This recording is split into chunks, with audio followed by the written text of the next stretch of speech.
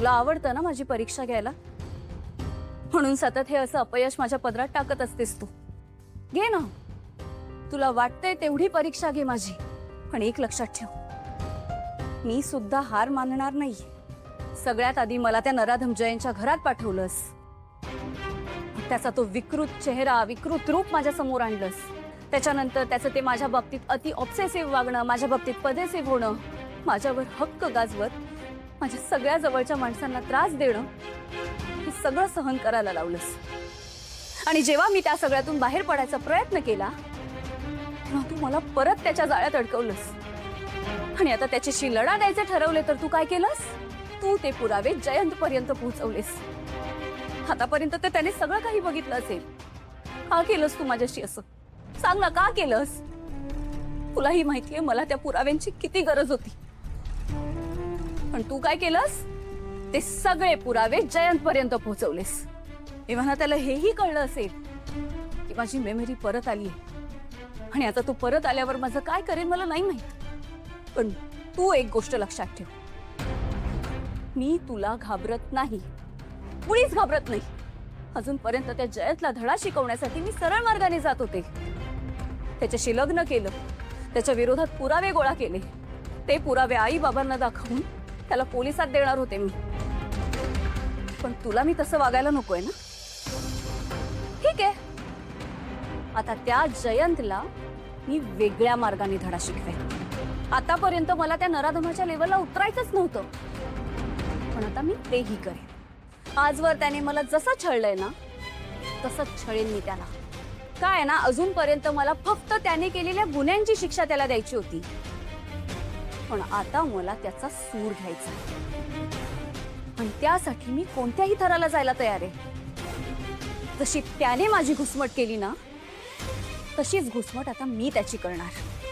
सुटकेसाठी पायाशी लोळण घ्यायला लावेन त्याला, आणि तेव्हाच माझा सूड पूर्ण होईल.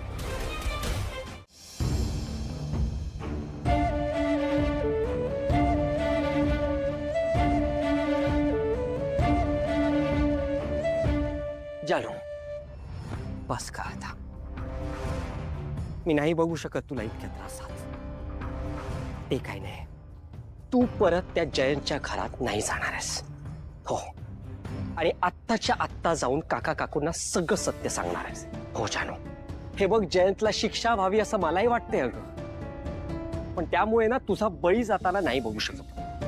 काका काकू ठेवतील ना तुझ्यावर विश्वास, कारण पुरावे कोर्ट मागतं, आई बाबा नाही.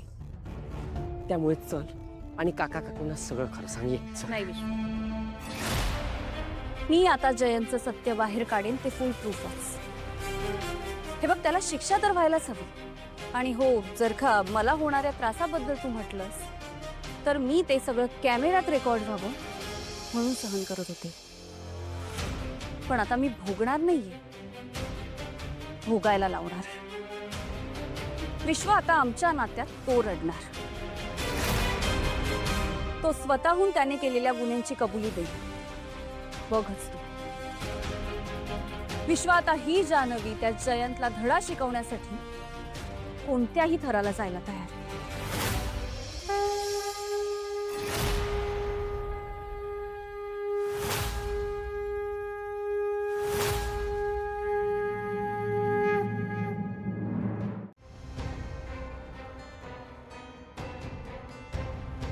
जानू, आजी, मी ठरवलंय, मी त्या जयंतसाठी आता एकही अश्रू ढाळणार नाहीये.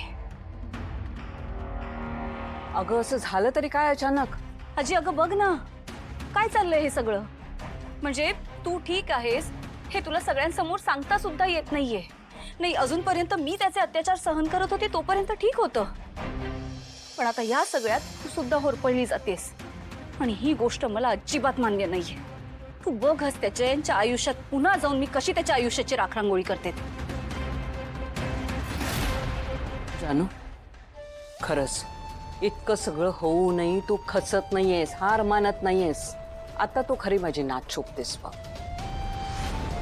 माझा तुला प्रत्येक क्षणी पूर्ण पाठिंबा आहे. जा त्या हैवानाकडे आणि चक्काचूर करून ये त्याचा. जा, माझी काळजी करू नकोस. मी हे नाटक असंच चालू ठेवणार आहे. नाही आजी, जयंतचा सूड घेण्यासाठी तू मला शक्ती दिली होतीस, पण तुझी ही नाद आज तुला वचन देते की लवकरच त्या जयंतला तुझ्या पायाशी घेऊन येईल आणि त्याने तुझी ही जी काही अवस्था करून ठेवली आहे ना, त्यासाठी तुझी माफी मागायला लावेल. पण ना, या सगळ्यासाठी मला फक्त तुझ्या आशीर्वादाची गरज आहे. माझा आशीर्वाद कायम तुझ्या पाठीशी आहे बाळा.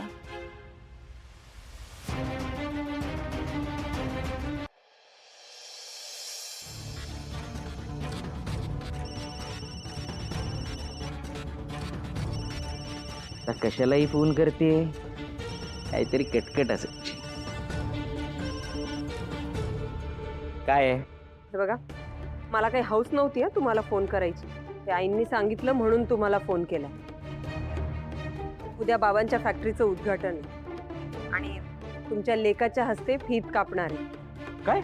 तेव्हा तुम्हाला इच्छा झालीच तर तुम्ही या उद्घाटनाला. इच्छा झाली तर या.